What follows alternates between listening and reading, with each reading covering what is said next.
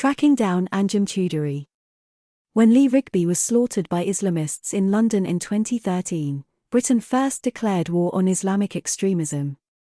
Paul Golding rounded up a group of militant activists and decided that it was time to fight fire with fire. Back in 2013, Islamists and terrorists were running amok on the streets of London. The authorities refused to do anything about their activities because they feared being called racist.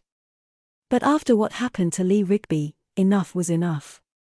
The chief Islamist spokesman at that time was hate preacher Anjem Choudary. When it came to light that it was Anjem Choudary who had helped to radicalise the killers of Lee Rigby, he became target number one for Paul Golding. But Anjem Choudary was an extremely difficult man to locate.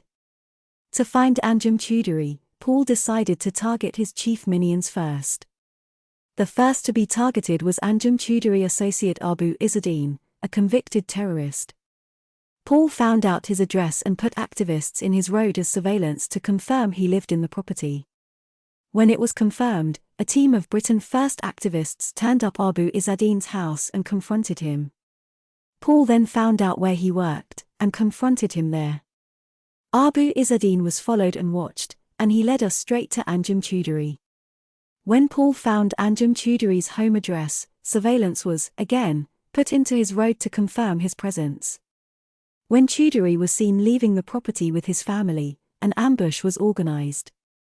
Round the corner from Anjem Choudary's house was a public car park, so our activists assembled in this car park and walked around the block to his house at 1 Bromley Road, Walthamstow. When around 20 Britain First activists arrived on his doorstep, to our horror, the house was quiet and dark. Then, out of the blue, a small car turned into the road and one of our activists shouted, "Choudary, get out of the car." Choudary had turned into the road, spotted a horde of Britain First activists on his doorstep, then tried to reverse out of the road. Every Britain First activist present launched themselves towards his vehicle, and soon his car was smothered in Britain First activists all desperately clinging on to prevent Choudary leaving. Soon every activist lost their grip, until only one activist was left laying flat on the bonnet of Choudary's car. Choudary was in total panic mode. He then slammed his accelerator to the floor and sped off. The video of the incident went viral around the world and it became big news in the media. Britain First had struck a major blow against the chief Islamist extremist of the UK. A few days later, Paul Golding was arrested for harassment and Public Order Act offences. The police eventually dropped the charges. In the ensuing few years, Britain First, led by Paul Golding, literally drove the Islamists off the streets of the UK with militant street action.